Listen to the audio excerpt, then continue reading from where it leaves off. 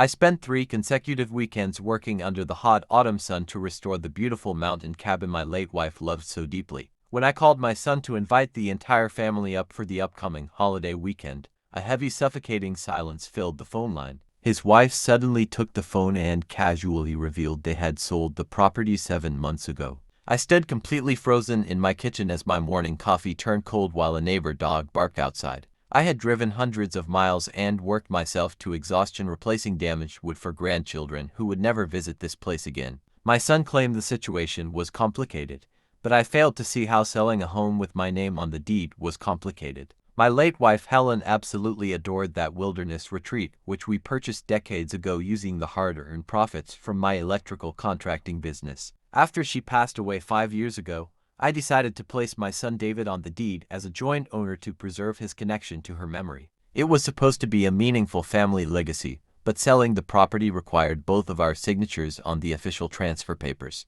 I immediately hung up the phone and contacted my longtime attorney Howard to explain the disturbing situation. Howard became very quiet before telling me that unauthorized signatures on real estate documents constituted a serious felony in our state. I retrieved the original property records from my home lockbox within minutes, proving that my legal ownership had remained completely unchanged since the initial transfer. The next afternoon, an employee at the regional title company confirmed my worst fears when she pulled the official closing records for the mountain property. She nervously explained that the estate had been sold months ago for $340,000, with all proceeds transferred directly into an account held by David and his wife Cynthia. My signature was boldly written across the official transfer papers, even though I had never signed a single page. That evening at my desk, I carefully examined the forged documents under my lamp and realized the signature looked close enough to fool a busy clerk but not me. I opened a yellow legal pad and began writing down the hard facts of our financial history instead of grieving. I listed the expensive college tuition, the house down payment, and the failed restaurant business I had selflessly funded over the past decade. The shared investment account we created for local real estate projects caused my jaw to tighten as I reviewed the transaction history. David had spent 18 months withdrawing large sums of money for supposed acquisition costs, but the county property records showed absolutely nothing under his name. I calculated that my son had systematically extracted nearly $500,000 from my savings over the years, using my love as a personal ATM. The very next morning, I arrived at the local police station to file a formal report for forgery and grand deed fraud. Detective Vance reviewed my organized legal pad, the bank statements, and the forged title documents with the calm efficiency of someone who had witnessed family greed before. She assured me that the signature discrepancy and the one-sided money trail provided more than enough evidence to launch a criminal investigation.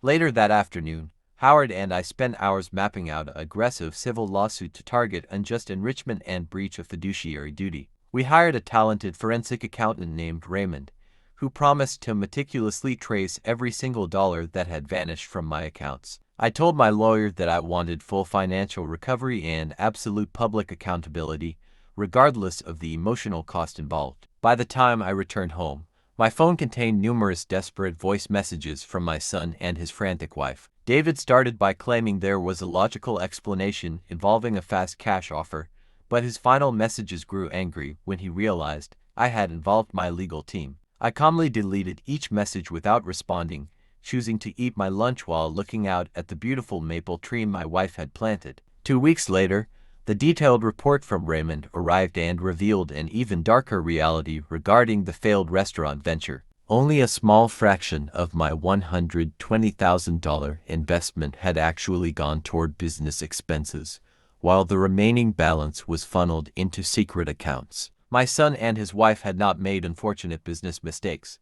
They had executed a calculated plan to drain my life savings. The following evening, a defense attorney named Brian called my home phone to suggest a quiet private settlement to avoid public embarrassment for the family. He proposed a gradual repayment plan starting with the cabin funds if I agreed to drop all pending legal actions against his clients. I informed him that what his clients called a simple family misunderstanding was a serious felony, and I promptly ended the call. I met my oldest friend Frank at a quiet diner to share the painful truth about what my family had done to me. Frank was not surprised, reminding me that David had always treated me like a financial resource rather than a father. I admitted that I was no longer angry at the betrayal, but rather disappointed in myself for ignoring the warning signs for so many years. A few days later, Detective Vance phoned to inform me that the county district attorney had officially accepted the forgery case for prosecution. Investigators were preparing to contact my son and his wife for a mandatory interview, and arrest warrants would be issued if they refused to cooperate. I hung up the phone in a hardware store parking lot, feeling a strange mixture of profound sadness and absolute resolve. I immediately scheduled a meeting with Howard to completely rewrite my estate plan and strip my son of his inheritance. My entire estate, including my house and retirement accounts, was valued at over $2 million, and I wanted to ensure David received absolutely nothing. Howard suggested creating an airtight charitable trust that would be legally impossible for anyone to challenge in probate court after I passed away. I chose to leave my fortune to a vocational training school to fund future scholarships for aspiring young tradesmen learning real skills. I spent decades building my electrical business from nothing, and helping young people become plumbers, electricians, and welders felt incredibly meaningful. We finalized the trust documents on a cold morning, and each stroke of my pen felt like a heavy door closing on the past forever. That winter, my friend Frank sent an urgent message warning me that David and Cynthia were attending a prestigious local business gala that very evening.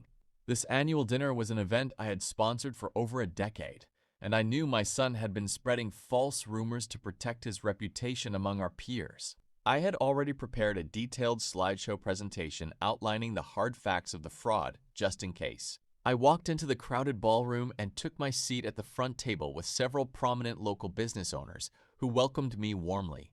When David and his wife spotted me, their faces turned pale as the event coordinator began displaying my factual timeline slides on the massive projector screens. As the room fell completely silent, I knew that justice had finally arrived, proving that the truth always outlasts betrayal.